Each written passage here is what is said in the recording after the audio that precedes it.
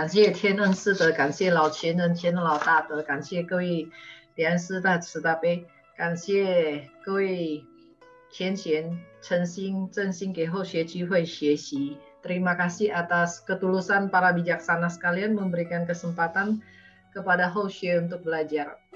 Tidak terasa kita sudah masuk ke bab terakhir, bab 81. Bab 81 ini judulnya adalah bahasa indah dan juga puji tidak menimbun. Bab 81 ini cukup unik ya. Karena kalau orang yang tidak mengerti akan merasa bahwa bab 81 ini adalah pengulangan dari bab-bab yang sebelumnya. Tetapi kalau yang mengerti, sebenarnya bab ini adalah kesimpulan, adalah ending dari seluruhnya bab 81 bab. Karenanya itu sangat unik. Lao-Tzu beliau itu sangat-sangat luar biasa. Para bijaksana yang Hoshe hormati, ketika awal kelas Tao Te Ching ini, Chen Jiangshi beliau karena Chen Chunta Jiangshi karena hari ini lagi menuju Surabaya menemani Pandita beliau melaksanakan tugas, beliau tidak hadir. Tapi yang memicu Hoshe belajar dengan sungguh-sungguh memperjuangkan Tao Te Ching ini adalah yang pertama adalah kewelasasian dari para pandita, pandita senior dan Chen Tianhuanshi, juga dukungan dari Zhang Tianhuanshi beliau yang sangat luar biasa sekali.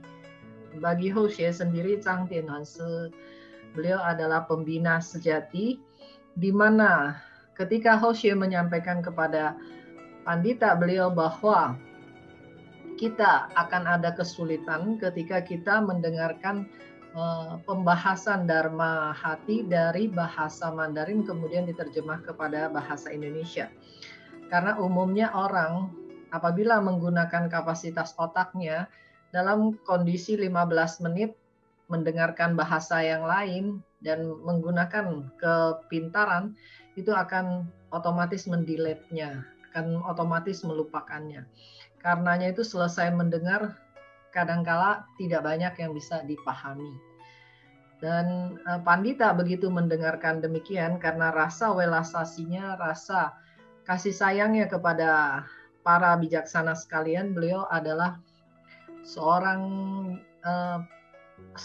pembina sejati yang begitu luhur.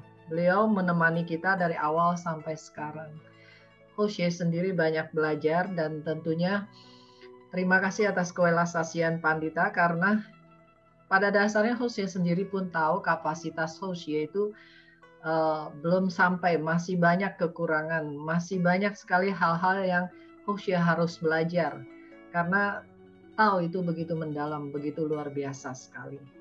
Dan penyampaian apa yang telah disampaikan pandita itu buat Hoshe adalah setiap bab adalah belajar.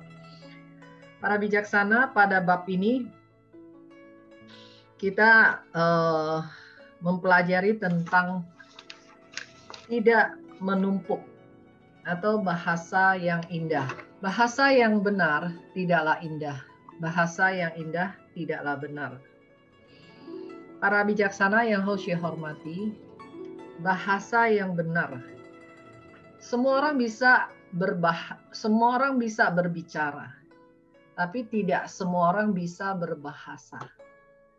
Berbicara dan berbahasa itu beda. Berbicara asal kita punya mulut, asal indera ucapan kita sempurna, organ-organ ucapan kita, pengucap kita sempurna, maka semua orang bisa berbicara. Berbicara itu tidak sulit. Asal buka mulut, asal keluar suara. Itu semua orang bisa. Berbicara itu bisa spontan. orang suka atau tidak suka kita berbicara seenaknya sendiri. Kadang ucapan itu bisa menjadi suatu yang berguna, kadang ucapan itu menjadi hanya omong kosong, kadang jadi gosip, kadang hanya jadi rayuan, gombalan, dan makanya dikatakan bahwa berucap itu mudah, semua orang bisa. Tetapi berbahasa itu belum tentu semua orang bisa. Berbahasa itu adalah sesuatu yang harus dipikirkan baik-baik sebelum diucapkan. Dan ketika diucapkan, apakah memberikan manfaat, ataukah merugikan, ataukah memberikan dukungan, ataukah menjatuhkan, atau menumbuhkan semangat orang, atau sama sekali kita tidak memahami apapun yang kita ucapkan. Jadi kalau berbahasa yang benar tuh pasti paham. Karena bahasanya itu disampaikan dengan diteliti, dipikirkan dulu, direnungkan dulu. Karenanya itu bahasa yang benar tidaklah indah. Bahasa yang indah tidaklah benar. Ini kurang lebihnya adalah bahwa orang yang bisa berbahasa yang benar, dia harus ada polo miao cihuinya, harus mengandalkan kearifannya, kearifan sejatinya. Mengapa demikian? Banyak sekali orang pandai berbicara. Dia bisa menyampaikan apa saja yang kita mau dengar. Misalnya kita ada masalah, kita curhat kepada teman kita. Kemudian dia bisa menyampaikan bahasa-bahasa yang kita ingin dengar. Biasanya kalau orang curhat sebenarnya dia sudah menemukan jawabannya. Tetapi jawaban yang dia inginkan, dia ingin dengar dari orang lain. Misalnya kita katakan, saya lagi marah dengan si A. Kemudian bahasa yang indah, iyalah pantas saja kamu marah, kamu digitukan. Itu adalah bahasa yang kita ingin dengar. Tetapi bahasa yang indah ini, yang kita ingin dengar ini, belum tentu memberikan kepada kita manfaat besar. Itu adalah pendapat pribadi orang. Kadang-kadang bahasa yang indah itu bisa dimanipulasi.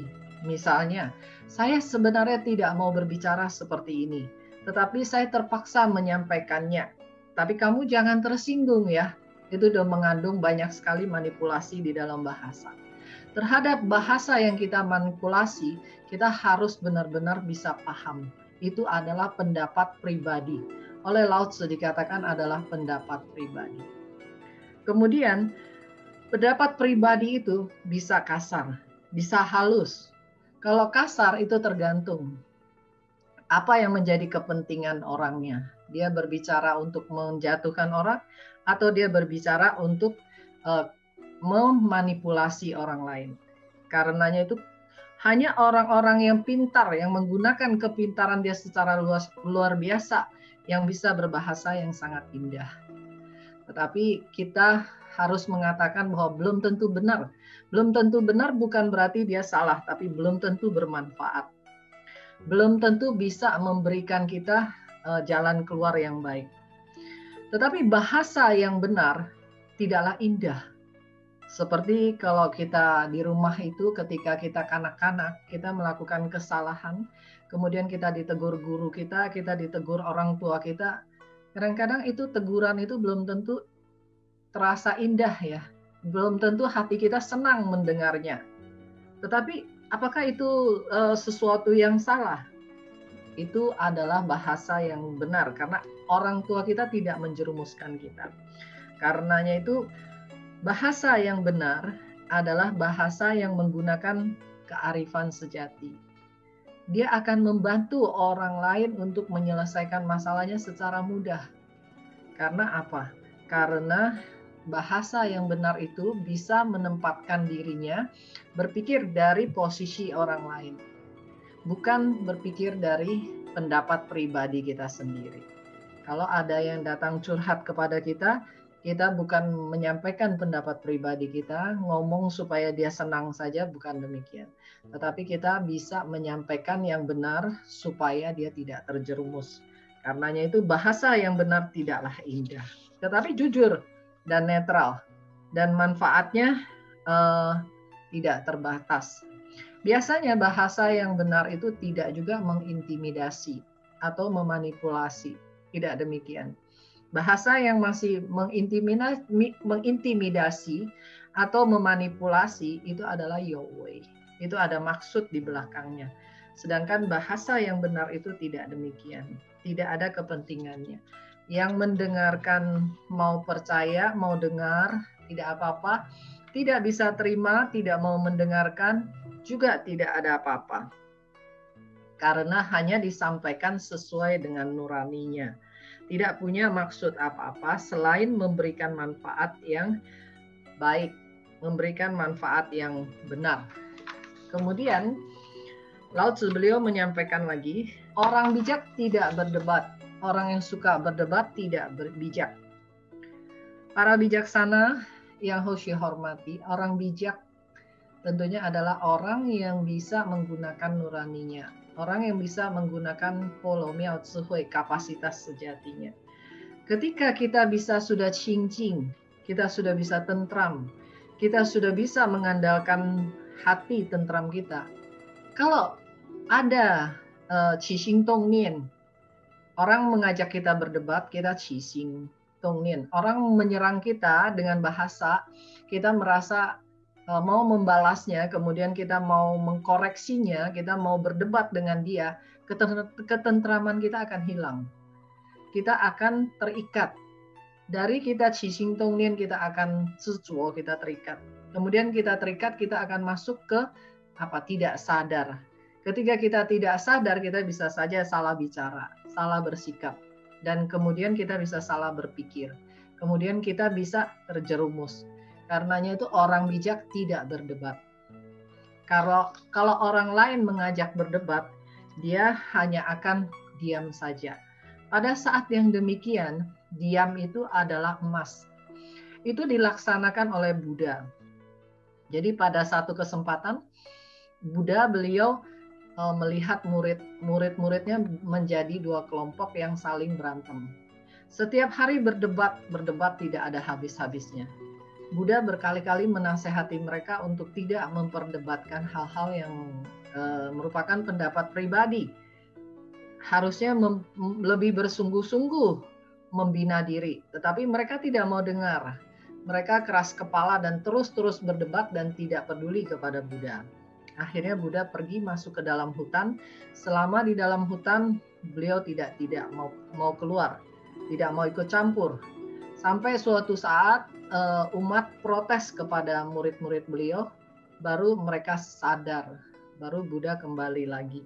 Jadi orang bijak tidak berdebat, karena berdebat itu hanya akan menyebabkan kita sama-sama qixing tongnian, sama-sama kita zizuo, sama-sama kita mau menang sendiri. Untuk apa? Kita syutao tidak menuju ke sana. Itu adalah karma yang tidak baik. Kemudian orang yang suka berdebat itu tidak bijak. Karena orang yang suka berdebat merasa benar, merasa paling pintar, merasa sudah tahu. Kalau orang yang sedang belajar tentunya bertanya. Kalau tidak tahu bertanya. Kalau sudah tahu menjelaskan, membimbing, tapi tidak berdebat.